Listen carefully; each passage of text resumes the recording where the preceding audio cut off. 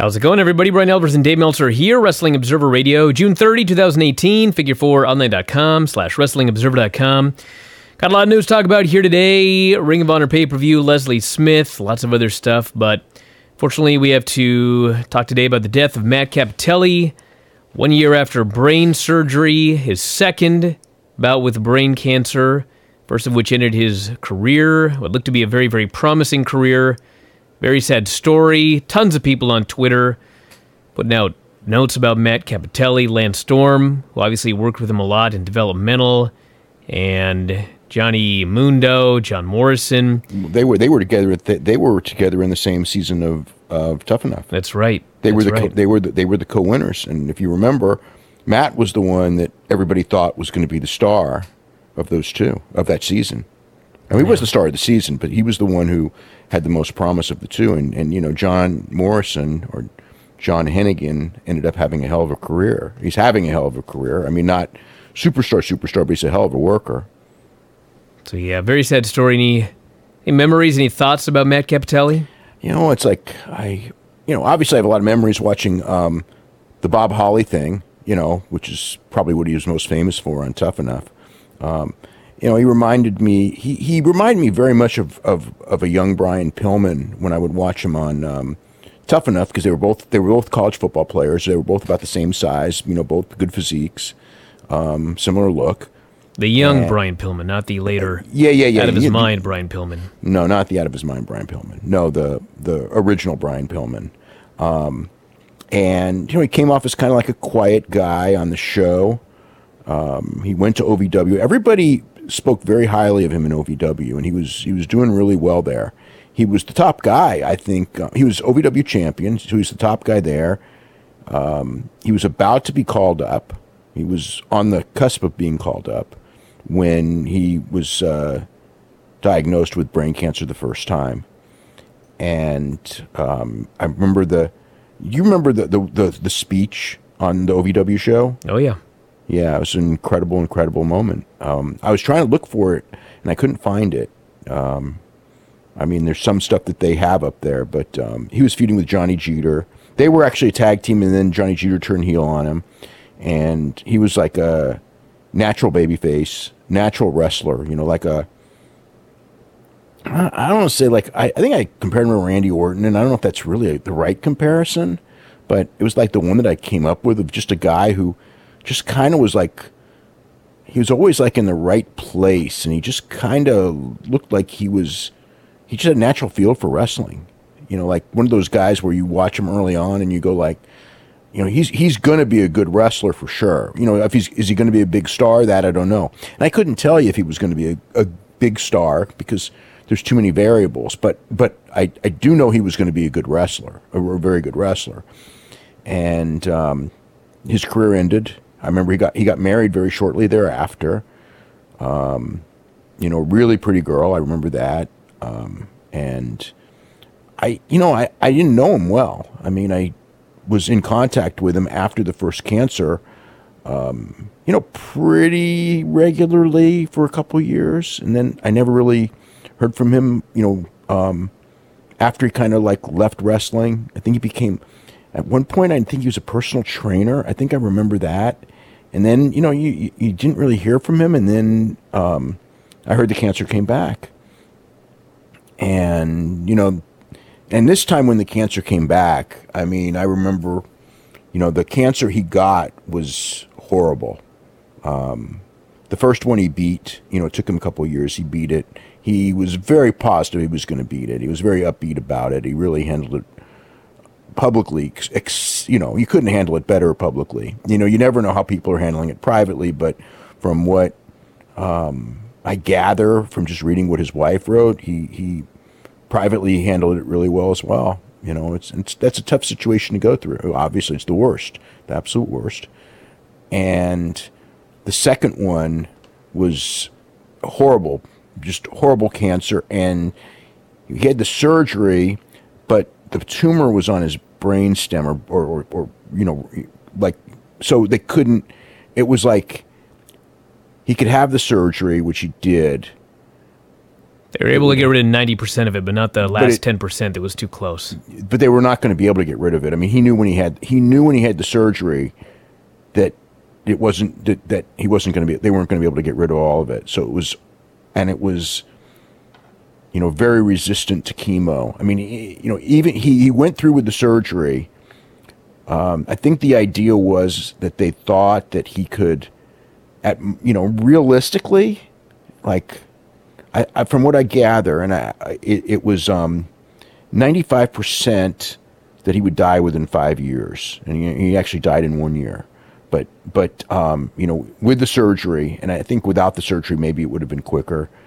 But I mean, it was essentially it was a year ago. It was pretty much the death sentence, and it was really heartbreaking. And I don't know what else to say. Like, again, I really didn't know him other than exchange emails, so I can't talk much about him. I mean, I know several people who knew him well. I know Lance. I don't think I ever talked to Lance about him, but obviously Lance Storm knew him well, and I know several other people who knew him well, and people thought the world of him, as a person.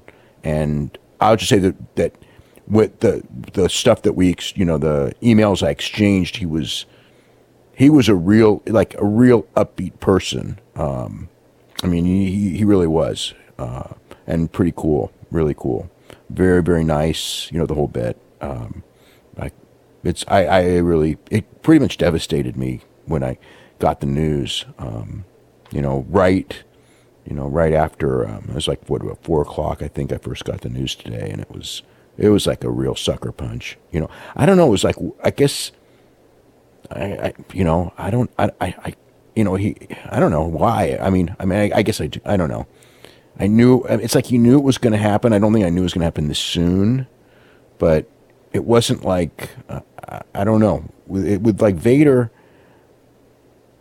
I was prepared for Vader with Matt, and I guess Vader's 63 years old, which is still too young to die. But Matt was 38 years old, and married, and his wife had written not that long ago, that he was really, I mean, it was coming soon. She pretty much wrote, it was getting worse and worse. He was unable to speak and things like that. It was just a horrible situation. I guess in that sense, it's probably, I hate to say, I hate to use the word "it's for the best." I don't know what's for the best when it comes to things like this, but he was suffering really, really bad. So, I guess if you have a loved one who's suffering really, really bad, you would think it is for the best. So there's no good news in this, but he was a warrior. He was I was really glad that Ring of Honor mentioned him on the show tonight too. I really was. So anyway. I think that we, hopefully, like, Lance will talk about him, in the next couple of days because he knew him real well. But it's, the best I can do. All right. Also, before we get into everything else, the Leslie Smith story, which could end up being a huge story for both UFC and maybe WWE. I would think if it becomes a huge story with UFC, it will be inevitable. It will with WWE. I don't see how it can't. So Leslie Smith, this is a basic situation with Leslie Smith. Leslie Smith's a UFC fighter. We talked about it when she got fired. She had won 2 fights in a row, and I think the fight before that was Cyborg, which was like doing them the favor of all favors. But she's been, and she was an exciting fighter. She had good fights, great guts. But she was very active in trying to unionize the fighters, and she had been, she'd back, she was really vocal about it, and was working on getting fighters unionized and things like this. So anyway, UFC fired her.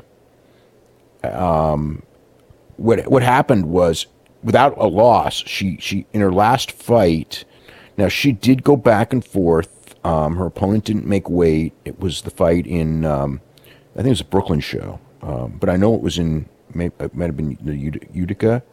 It was a recent fight. It was in the state of I know it was in the state of New York because she was going back and forth of whether she was going to fight or not. And she decided not to fight against someone who missed weight. And UFC, it should be her prerogative. And UFC, basically, they paid her show money. They gave her win money. And then they told her, since it was the last fight of her contract, that she was not going to be renewed even though she was in the top 10 and, hadn't lost. And, there's no, you can... I'm sure somebody somewhere, some lawyer will come up with a reason that she was fired that wasn't because she was actively trying to promote a unionization. It was Aspen Lad, by the way, in April. So the April 7th show in Brooklyn, right? Yeah. It was the WrestleMania weekend, yeah. Yeah. So, like I said, I think that they're, but that's all bullshit. She was fired because she was trying to unionize, which... As an independent contractor, that's not illegal because, you actually, as independent contractors, you shouldn't be able to unionize anyway. You're independent contractors. But her argument is that the classification is wrong, that she should be an employee. And she was, as an employee, trying to unionize. If you're fired, that's an unjust termination. So she went to the National Labor Relations Board and filed a case, and they are going to take the case, and they are going to take it, and they are going to have a determination whether or not UFC fighters are in fact employees or independent contractors. And they believe by taking the case, their belief is that they will win, and that will be ruled that number one, that fighters are employees, and number two, that she was unjustly fired. So those are the things that's going to happen. What makes this, of course, I don't know. I haven't gone through every single test of independent contractor versus employee for UFC fighters like I have for wrestling. Okay, in wrestling, it's like open and shut. If you actually look at it, it's an open and shut case. The pro wrestlers are employees. I mean, I shouldn't say pro wrestlers are employees because that's not actually true. WWE pro wrestlers are employees. Impact wrestlers are not employees. New Japan pro wrestlers are employees to a degree because they are allowed to book their own stuff outside, whereas WWE people, like John Cena, can't work anywhere else without WWE approval. An independent contractor should be able to work for anyone he wants to at any time. You could have a contract, and they could have the right of first dates on you, like say Lucha Underground has, or a lot of people have those contracts. Ring of Honor, but Ring of Honor guys have the ability to work overseas. There's nobody who's can only work for Ring of Honor. There's nobody on the roster who's exclusively for Ring of Honor, but they are exclusive for the North America. Well, not United States and Ontario. So so that's a little bit of a fuzzy case, Ring of Honor, but WWE, it's open and shut.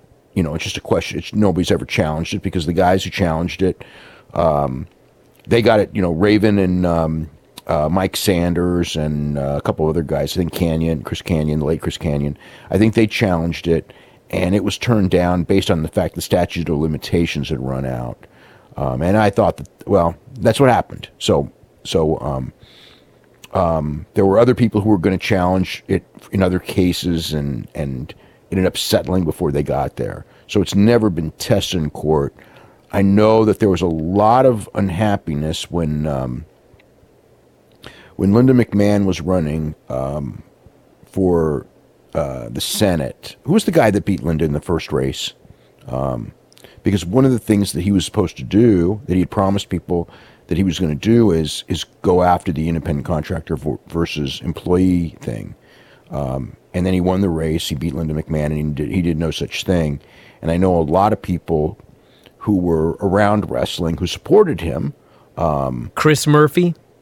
No, that's the second one. The first one was the original guy. Oh, Richard Blumenthal. Richard Blumenthal, right. Dick Blumenthal, yeah. So, yeah, he had promised people that if he won, he would look into that because it's the state of Connecticut, and then he did no such thing.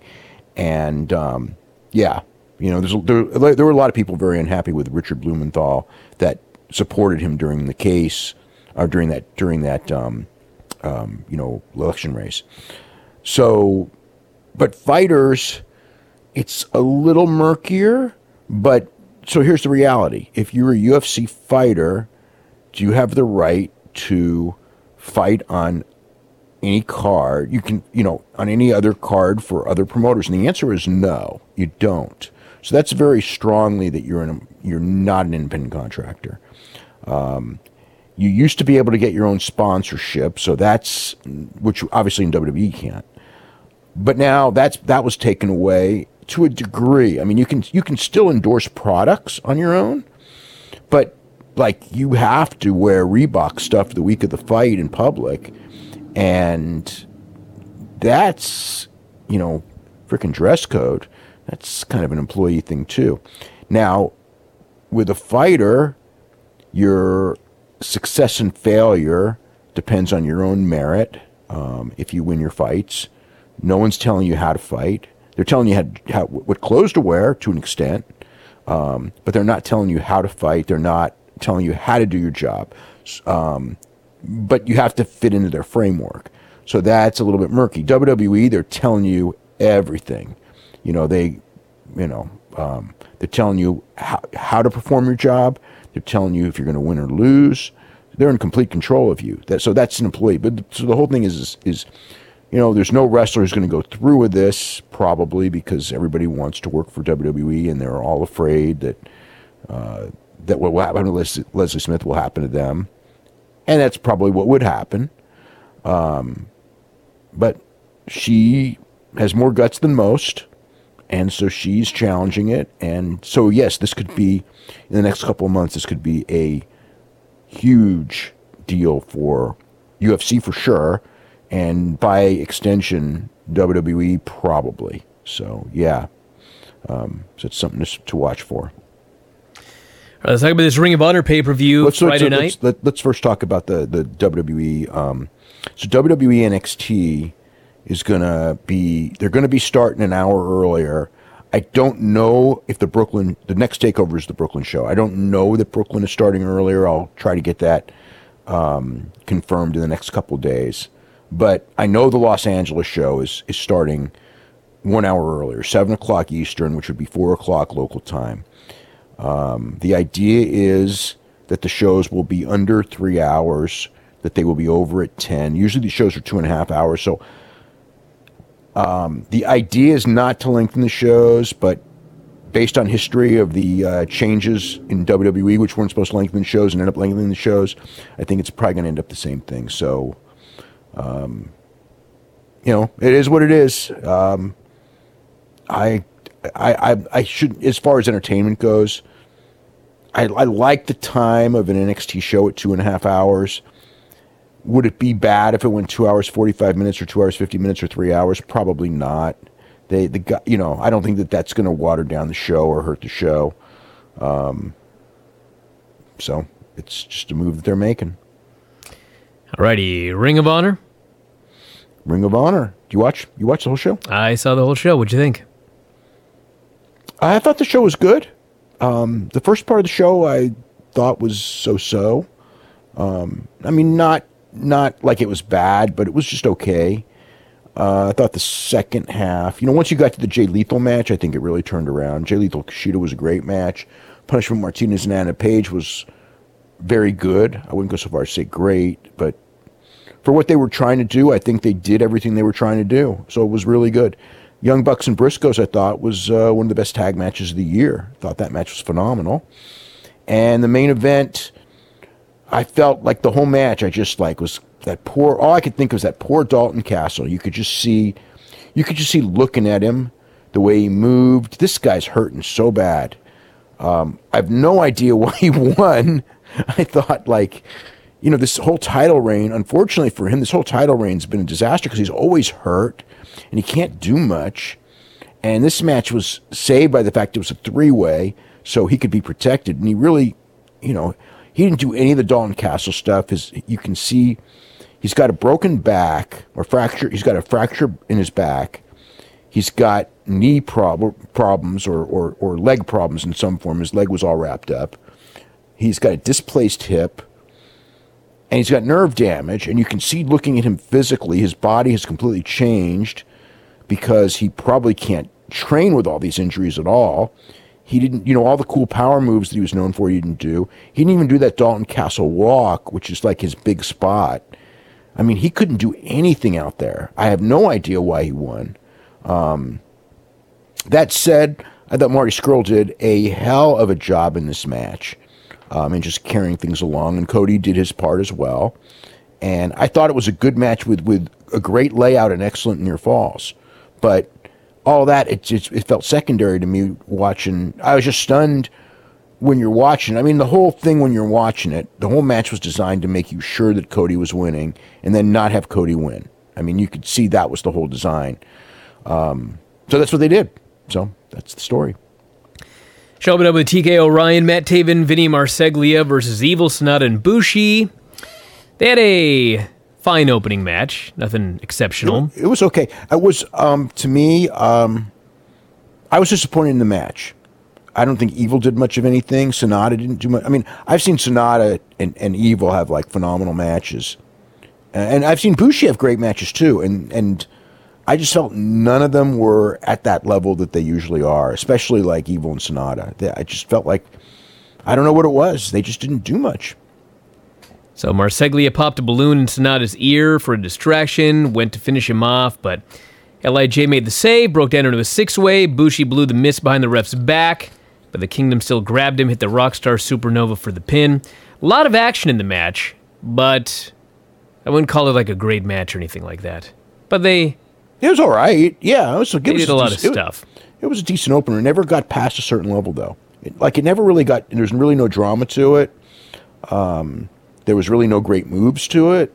It was just kind of 6 pro wrestlers having a decent match, but nothing more. We had Flip Gordon doing a promo, which actually was a pretty decent promo. Talked about how Bully Ray had disrespected himself, his friends, his family, his country, called him a young boy, and he said tonight this young boy was going to kick his ass. And in the match, for most of the match, he kicked his ass. Still did a few flips, actually quite a few flips actually, but in generally just brawled and brawled. It was mostly brawling. He did really well with his brawling too. Great babyface fire. Bully finally lays him out with a lariat, goes up top for a Vader bomb as a tribute, but misses. Flip goes to work again. That was like the one thing Bully did in the whole match, that Vader spot. And then finally, Flip goes for the Star Spangled Stunner, but Bully just kicks him in the balls for the DQ. And the big positive here is they didn't go 29 minutes before the DQ. They went like, I don't know, 6 minutes maybe. 5.5. 5.5 minutes. I think it was. Hold on. And it was a great heel DQ by Bully in a company that rarely does DQs. So it worked here. 5:25. Yeah. 5:25. Bully is a great heel, and he's so great at... Bully is super smart. He's so great at getting the most out of nothing. He just stands there, and he gets the most heat of anybody on the show. He doesn't even move. No, but he does smart things constantly. He does great heel. He's a great heel. Like really, his demeanor, just the way the angles are set up. Like if you watch a Bully Ray angle, I shouldn't say always, but almost always works because he knows how to just be a freaking hateful heel. He's just so good at it. And by doing so, I thought it was a great match for Flip Gordon. Because, I mean, Flip Gordon's very impressive athletically. He's incredible athletically. But personality-wise, it's like he's still learning. A lot of stuff in the ring. I mean, he shined, in a 5-minute match. You could tell from the start they were doing a short match because they just went all out. Flip Gordon went in there and did what he did a couple big dives right away and everything. But yeah, I thought that just the whole match, post-match, it helped Flip Gordon. It made people Flip Gordon had a little bit of a tough guy edge, which he's never really shown before. Bully lost no steam whatsoever. The low blow, again, like in its context, given where it's going, like here's the thing. There's nothing wrong with a screw job finish if it's part of a story leading to something. What I hate is a screw job finish that's just a way to let's get out of this match. We don't want to do a pin, so we're just going to do a screw job finish. This one, it's like they could have done a pin, but it's like the screw job finish worked better because if there's no point in Bully beating Flip Gordon. I mean, that would just be, I don't say it would be stupid. You could do it and have Flip, still challenge him later, like that. You could do it, but the DQ actually helps more because you get even hotter at Bully Ray because it's like Flip could have actually beat the guy, even though Bully's like, the experienced big star and Flip's a guy on his way up. And Flip beating Bully, if Flip beats Bully, it's kind of like, first of all, Flip was going to beat Bully. Bully would take the whole match and he'd slip on a banana peel. And, he would beat him, but it wouldn't even necessarily do that much good. This one, it's like he kicked his ass the whole match. Bully got DQ'd with the idea that he got DQ'd on purpose to avoid being beaten, but you haven't seen him get beat. So, and then they threw in Eli Isom and Cheeseburger for him to destroy afterwards, and then Colt Cabana ran in and made the save. So it looks like they're transitioning to Bully Ray and Colt Cabana as the program. We had Hazuki Kagetsu, Hana Kimura, Kelly Klein versus Jenny Rose, Sumi Sakai, Mayu Iwatani, and Tennille Dashwood, which was a mix of some really good stuff, some really sloppy stuff, depending on who was in there, actually. Well, I mean, whenever Iwatani was in there, it was really, really good. And when she wasn't in there, it was pretty sloppy. Yeah, Tennille kind of looked lost at some points. Broke down into an 8-way. Iwatani and Kimura did some great stuff. There was plenty going on. Sumi did a big dive on the pile outside, and then Iwatani pinned Kimura with an awesome dragon suplex for the pin. Yeah. The crowd loved the finish. The crowd loved the last few minutes. They were very lenient towards the beginning, which really wasn't good at all. But I think that I think the deal now. This crowd was so nice. Yeah, I'm trying to remember. There was a spot somewhere on the show where it was like, you know what it was? It was in the Jay Lethal match where Jay Lethal, Kushida basically did something and Lethal turned into a cutter, but like the timing was off and they totally botched it. And the funniest thing is you hear the crowd they got a little quiet and some of them groaned, and then they immediately started chanting, "This is awesome," after a botched spot. I was like, this is the greatest crowd I've ever seen. What a perfect crowd to wrestle in front of. You can botch a spot and they'll tell you the match is awesome. God, everyone's doing that now, though. That's the crowd. All you do is have, this is awesome stuff. It's like, it started out well-meaning, I suppose, but everyone knows the trick. You just all fall down at once, and you lay there, and everyone goes, "This is awesome, this is awesome," and it's just like such bullshit now. You know what I mean? It's like, it's a I don't blame wrestlers for doing it because it makes, if people are going to chant "This is awesome," then everyone thinks the match is better. And if you know how to do it, that's perfect working. That's what you should do. It's just the understanding of the audience today. But God, I just I hate the audience being so Pavlovian on that one thing. But in the Kenny Omega, Bushi, Naito, and Takahashi match, the main event on the New Japan show, they were chanting "This is awesome" before the bell rang. They're just like, "This is awesome, this is awesome." I guess because they got to see Naito and Kenny in the same ring, and they just it's like, at least let them do something before you do that. But anyway, they were chanting "This is awesome" during this women's match, and it's just like, this really wasn't very good. But there, again, the last couple of minutes, the crowd was super hot. So, that was cool. And then it really was good at the end, when Iwatani was in there with Hana Kimura and with Hazuki was the other one I think that she was in there with. They tried to do something with Sumie Sakai and Kagetsu with the idea that it was the Women of Honor champion against the Stardom champion. The announcers try to put that over, so it sounds like it's the direction they're going. The audience didn't understand it or react to that at all, but, why would they? They wouldn't know anyway.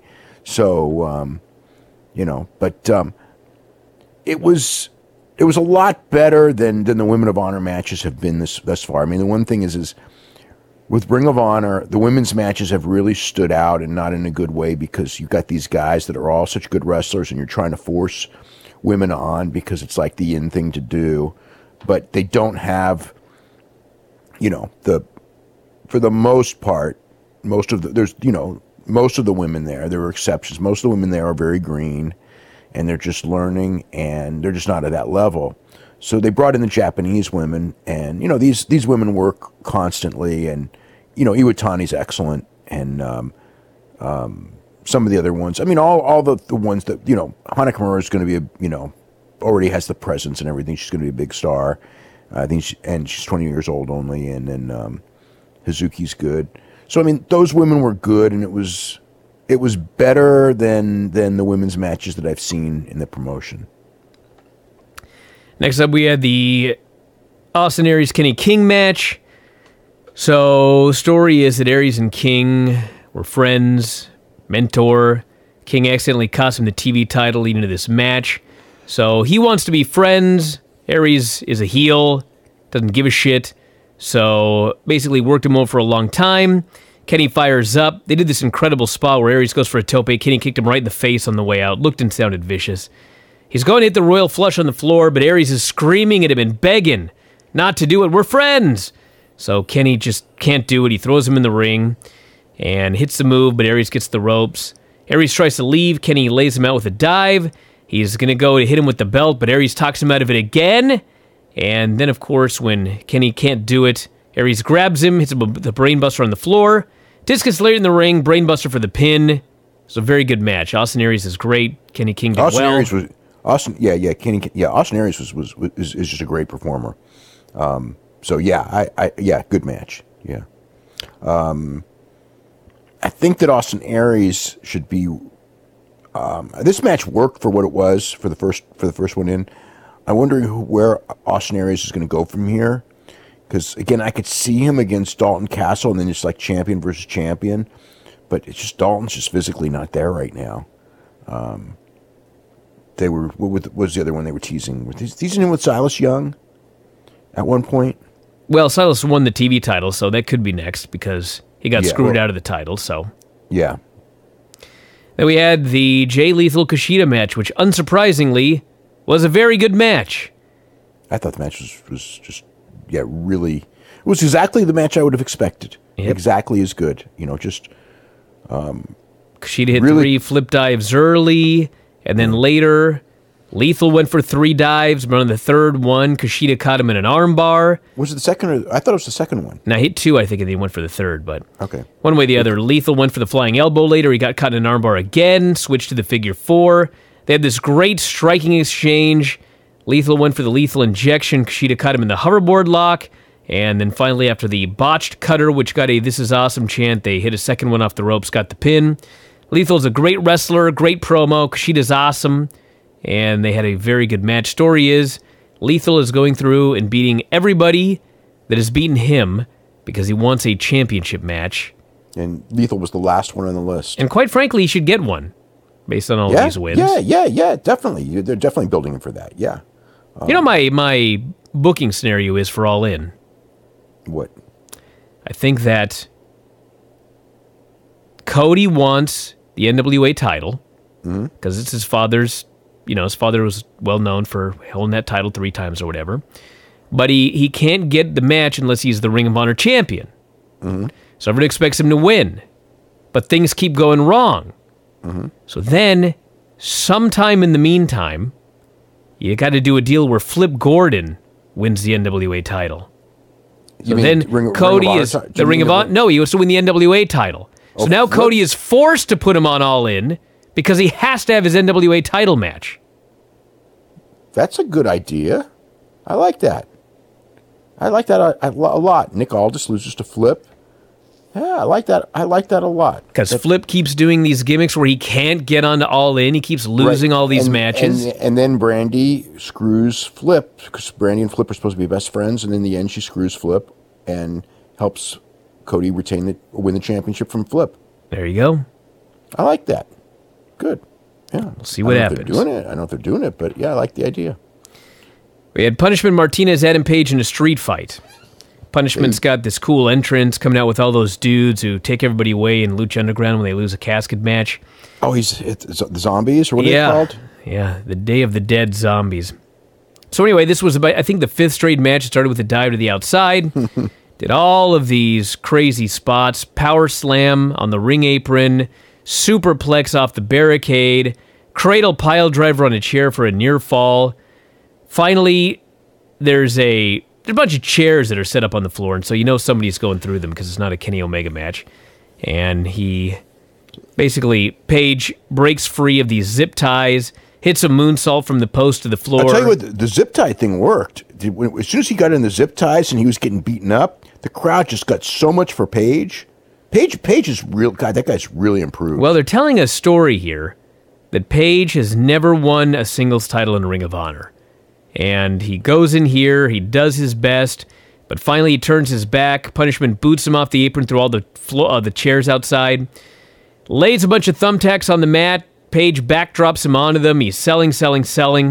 Page goes for his finish, but Punishment grabs him, chokeslams him through a table, pins him. Once again, Page has never won a title in Ring of Honor. So they're building up to the big one at some point. I guess we'll see which title it ends up being. Mm-hmm. Yeah, good match. I thought both worked really hard. Page Page really improving, and his stuff was good. Was this the one where they did the superplex off the barricade? Off the barricade to the floor. Ooh boy! Yeah. I mean, I don't know. I don't know, but that looked like it was no picnic. I'm pretty sure it was no picnic. Oh, because it's like those mats on the concrete. I mean, they don't really have that much give. No, they're 1-inch mats over cement. I mean, yeah, there is some padding there, but it sucks. But still, man, I don't know. I would, if you're gonna do a superplex, just do it in the ring, you know. But oh man, that spot. I don't say it worried me, but it just looked like, man, that's that just looked like a spot that just was, I don't know, just looked like it was dangerous.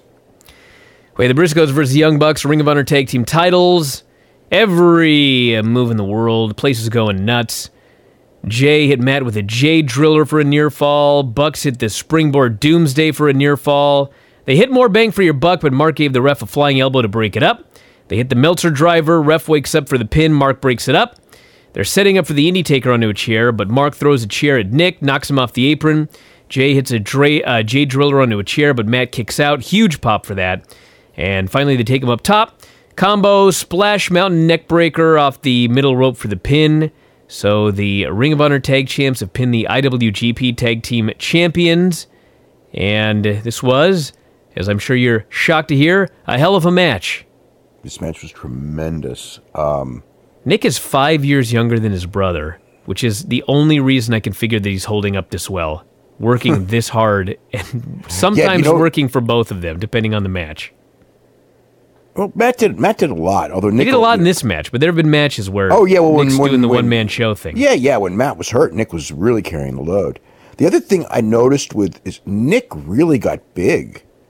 Like, he looked like almost like, I don't know, it's hard to estimate. I haven't seen him in person in a while, but it looked to me like he's 20 pounds heavier than I remember him. That's the idea. They're trying to become heavyweights. No, I know, but it's like he was just big and bulky, and I don't think that's necessarily... it's going to work against them in the long run. He worked fantastic in the match, but it's like, his big thing is being really, able to do all the flying moves and the speed and the grace. And if you get too big, you can still do the moves, but then the moves, like how sometimes you'll see big guys do these moves and you kind of go like, well, it's cool he can do them, but he probably shouldn't be doing them because it doesn't, when crispy small guys do it, the moves look great. And then when big guys do it in slow motion, they do it, but it's not as good. And I think there's like a thing there. It's not there yet, but I just think that if Nick gets too big, it will take away from what makes Nick such a great wrestler. And everybody goes through a stage when they lift weights and eat a lot about wanting to get big, and then you just keep doing it and doing it. I don't know. Maybe I'm overthinking it, but I don't think. No, I am. I did the same thing. No, I mean, but don't you think watching Nick that it was kind of like he's really like so much bigger, and it's not.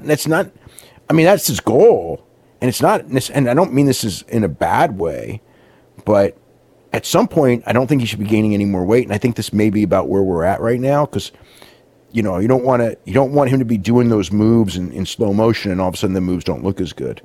But as far as this match, fuck, it was awesome. It was just the Briscoes are great. And the Young Bucks are like, the Young Bucks work so hard. They come up with so much stuff. It was just really exciting. I don't want to say, I thought it was like one of the best matches of the year. As far as tag matches go, I wouldn't say, there's singles, singles and tags are different, but it wasn't as good as the Young Bucks against Ibushi and Kenny Omega, but, I liked it more than that tag match with Oney Lorcan and Danny Burch, which was a phenomenal match. And I thought this match was better. So, yeah, it's just a phenomenal match. And then we had the Briscoes. Actually, we just had that one. We had Dalton Castle, Marty Scurll, Cody for the Ring of Honor World title as noted. Castle has his thigh, his lower back all taped up, physical mess. He took, almost every bump he took was a front bump. Took almost no back bumps. He did no lifting whatsoever. And he did one sort of power move, and even then it wasn't nearly what it usually is, and he's usually built around power moves. So that's when I knew that like he must really be hurting, because if you're hurting a little bit, it's like there may be power moves that you can't do because of the injury, but there's other ones that you can. Like when let's say you have an injury, right, and you're lifting, there are some lifts you can do. There's almost always like a lift that you can do. You may not be able to work one body part well, but there's probably like if you hurt your shoulder, you can still probably do your triceps pretty hard, or you can, maybe do, shoulder's like a tough one to work around, but still you can work around it. But it was like, it's like in this one, it's like he wasn't doing any of his power stuff, so he's got to be hurting. So obviously he's hurting. That goes without saying. We got Nick Aldis out there. We got Brandy out there. And basically, the story of the match is Brandy distracts the ref. Cody kicks Marty low for a near fall. Cody's trying to get Marty to kiss the ring, and then Marty does the finger break spot. And then Castle hits the Bangarang for seemingly the win, but Aldis pulls him out of the ring. So Cody dives onto him. Marty hits Dalton with the title, but Cody and Brandy pull the ref out of the ring. So the ref ejects Brandy, the ref ejects Aldis, and the boys too. The boys get tossed out, and Cody hits a crossroads on Marty. Actually, a great crossroads. I'm dropping right in his head. Dalton tries to steal the pin. Marty kicks out, and then finally Marty hits the crossroads on Cody, but then turns around. Dalton hits the Bangarang for the pin. Big pop, because the crowd figured that he was losing the title for sure, and he didn't. So they were shocked and surprised, and by the end of the match, it turned into a pretty good match. Couldn't follow the previous match. Obviously, would have been a lot better if Castle was 100%, but, I mean, that's what happens. You got to work with the card you're dealt. Yeah, the layout was really good because the near falls were very exciting, and a lot of them you thought were the finish. So, yeah, I thought that aspect of the match was very good. Yeah, surprising finish. I mean, the way the whole thing worked. I mean, they just all but told you that Cody was going to win, and then he didn't win, which, I think is a good thing.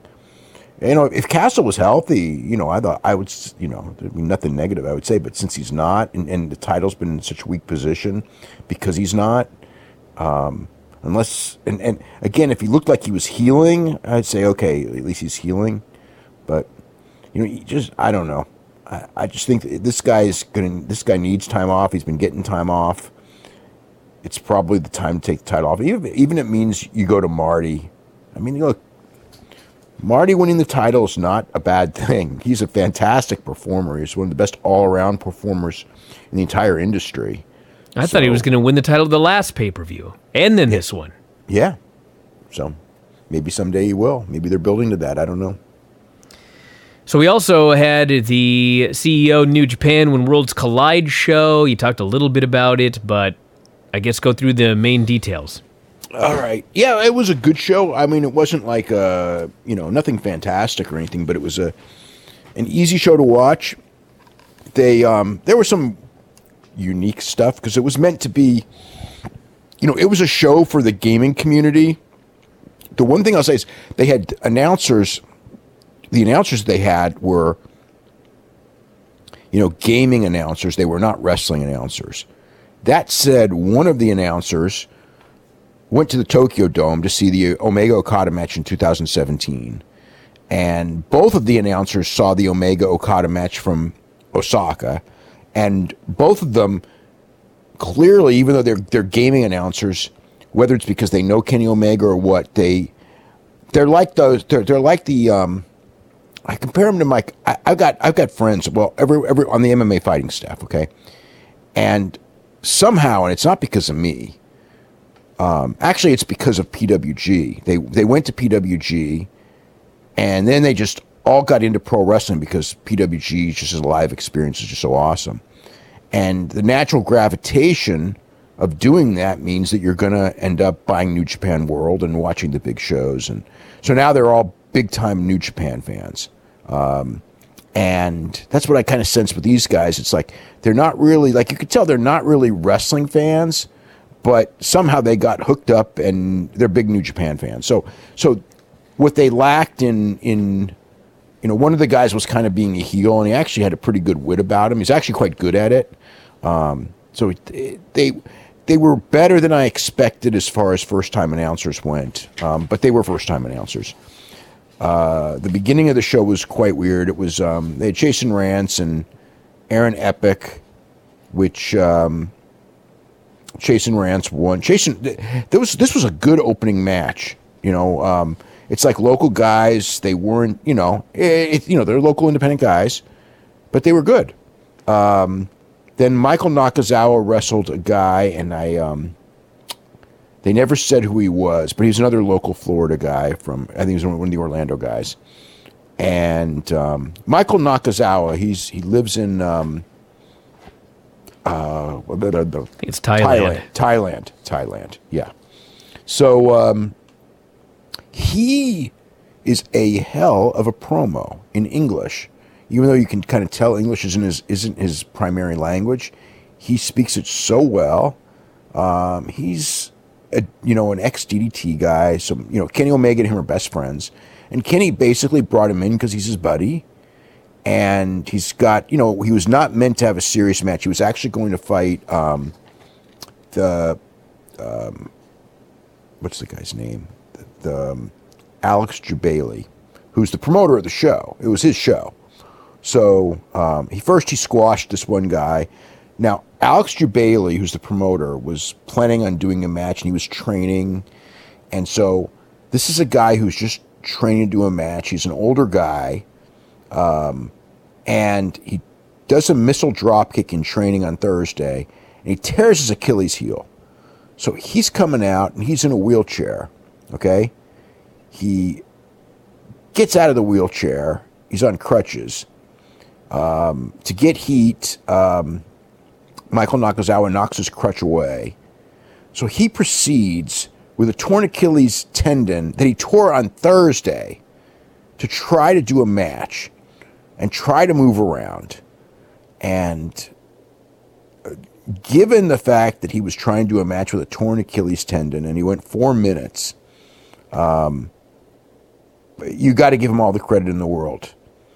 Having said that, a non-wrestler in a match on a New Japan show with a torn Achilles tendon is probably not a good thing.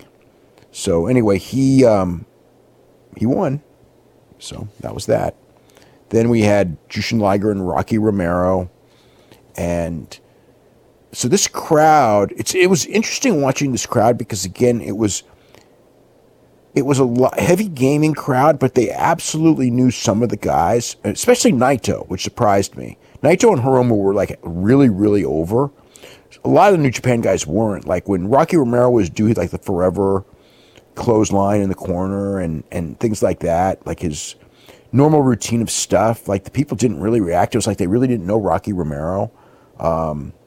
Liger wasn't as over as he normally would be, although he's still Jushin Liger, and people kind of knew he was.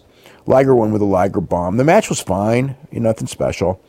Then Tama Tonga and Tangaloa against Juice Robinson and David Finlay, and they used the Tama Tonga pin Finlay with the gun stun. The match was good. Juice. So the deal with Juice is he's got a broken left hand, but he's a lefty, so he's got to punch with his right hand. So he's doing that, and his hand was taped up. Match was fine. It was good. Good match. Then it was it was Chase Owens against Jeff Cobb, and Chase Owens is a really good worker for his role. Like, he knows exactly what his role is, which is to lose. He's like, in the old days, he'd be one of those guys where every star would want to work with him, because it's like he's the enhancement guy, but it's like he's a good enhancement guy. He's like a real good wrestler. So it was so this was a good match. Cobb did a couple of his power stuff. Went with the Tour of the Islands. But Chase was the one who really made the match. It's funny because like I see Cobb and he's like such a good wrestler, but Chase was the better wrestler of the two here. And you don't think of Chase as being a good wrestler, but watching him, it's like he's a really good wrestler. So good match. Then Sho and Yo beat, or I should say, lost to Taguchi and Dragon Lee when Taguchi pinned Yo with a leg cradle, series reversals, got the cradle. I think people were really kind of surprised. I think they expected Sho and Yo to win. Dragon Lee didn't do as much as he normally does, although he did do that thing where he runs and does the Hurricane Run. Like he vaults over the top rope. The guy's on the apron and he does the Hurricane Run on the floor. That was like his big spot. And he did, the jumping knees and things like that. What he did when he was in, he was great. Taguchi worked much harder than usual. Taguchi was on his serious, he did his comedy for sure, but when the match came to its, climax, he was on his serious kick and he worked really hard and got the win. And, I'm not exactly sure what where the direction goes. There's always a direction, but, this match was very good. And, then main event was Omega and Ibushi against Naito and Yujiro. By the way, there's a commercial for the new, what's the game called? Fire Pro Wrestling. The new Fire Pro Wrestling. There's a TV commercial for it that they played at the thing. And it's a Kenny Omega commercial with Kota Ibushi, but it's really a Kenny Omega commercial.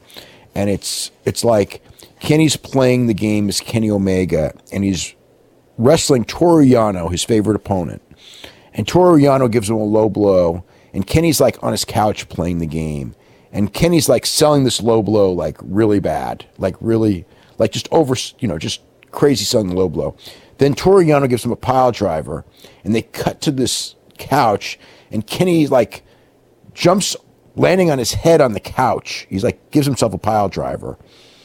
And he needs to hot tag.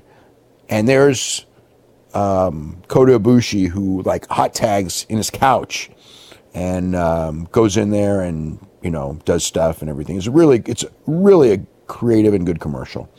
Okay, so this match starts. The thing, Naito and Hiromu were really over. Like Naito was over almost as much as Omega. Which is like it's so weird.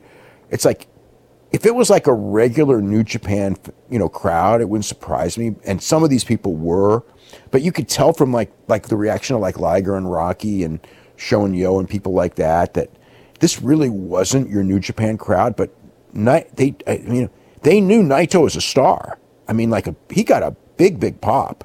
They knew Hiromu. When Hiromu came out, they went nuts. Daryl was there. I didn't sense a lot with Daryl, but they did. They were building up this idea that Kota Ibushi was going to wrestle Daryl. They put Daryl in the middle of the ring, and Kota Ibushi's like, he's like sizing him up and looking like he's going to give him a double leg, and then Daryl like falls down, which he wasn't supposed to do, and it ends up where Hiromu picks up Daryl, and Hiromu attacks before Kota Ibushi can do anything to Daryl. Hiromu attacked him. So Hiromu's beating him up, picks up Daryl. So Hiromu is doing high spots with Kota Ibushi, this fast-paced, normal high spots just at a blinding speed, while holding Daryl the entire time. It was something. This turned into an excellent match. There were all kinds of great moves. There were 2 super scary spots, one of which has been gone everywhere on the internet, which was Kenny Omega has him picked up for a power bomb, and Kota Ibushi, this is Naito, Kota Ibushi gets behind him and hits a German suplex and like drops him right on his head, and Naito is selling it like he is dead, like he's knocked out, he can't move.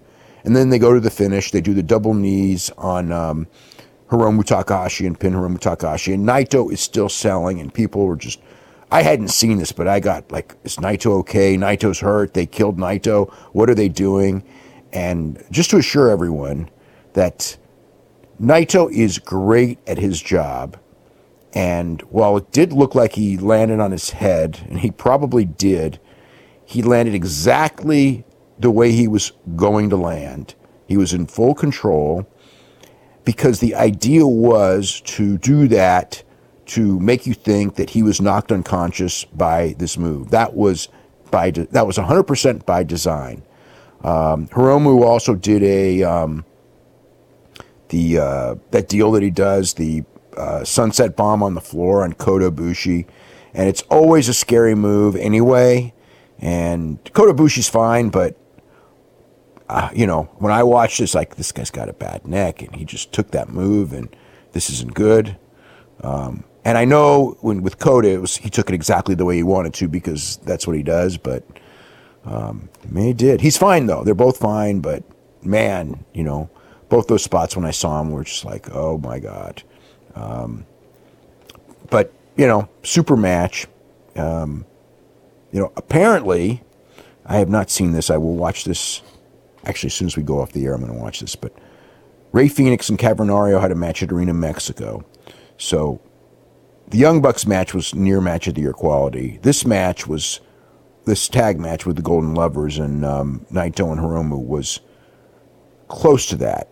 Very, very close. In fact, some people thought it was the match of the night. That didn't see... The people who watched all 3 shows all were telling me that the Cavernario match was the match of the night. So this was... All I've heard was, and again, 2 good shows. I thought Ring of Honor was very good.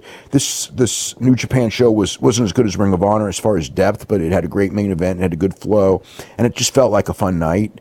It was this was more of a house show, but like a really fun house show with like a main event that's a million times better than you would get at any house show. So, yeah, just a fantastic night for pro wrestling. And I guess before we go, we got to talk about Vince in the XFL. His $500 million allegedly that he's going to put into this over the next 3 years. Well, he's counting on $170 million in losses. If he thinks he needs $500 million to go for 3 years, so he's committed.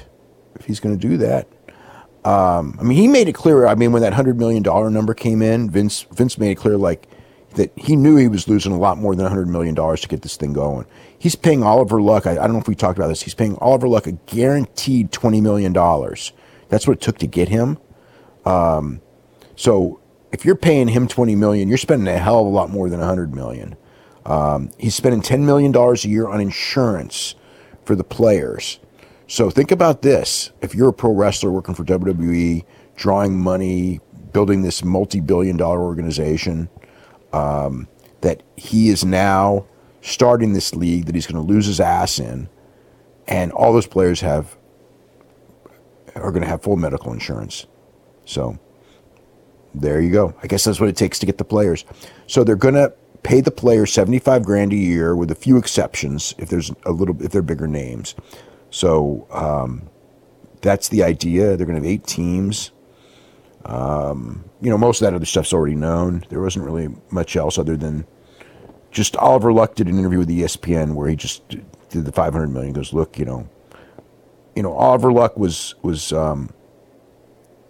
he was in line to be the president of the NCAA, so it was going to take a lot of money to get him away. So he basically was like, look, I wasn't going to do that without assurances, and that's the assurance.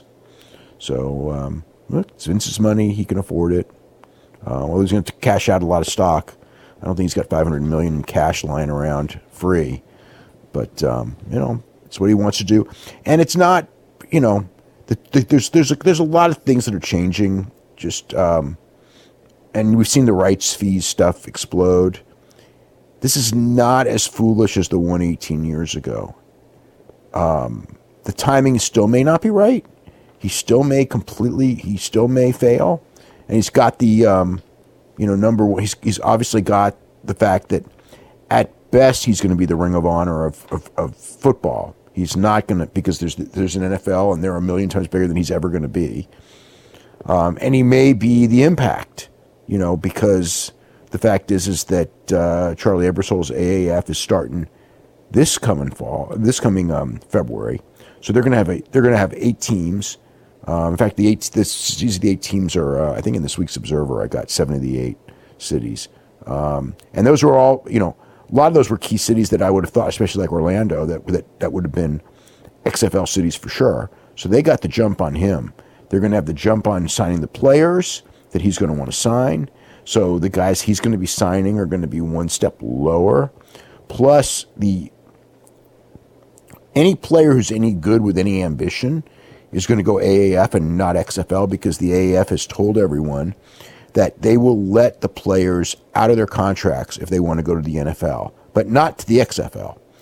The XFL, there's no way Vince is signing guys up with contracts that say all you got to do is ask and we're going to release you to go to you can go to the NFL. He's not going to.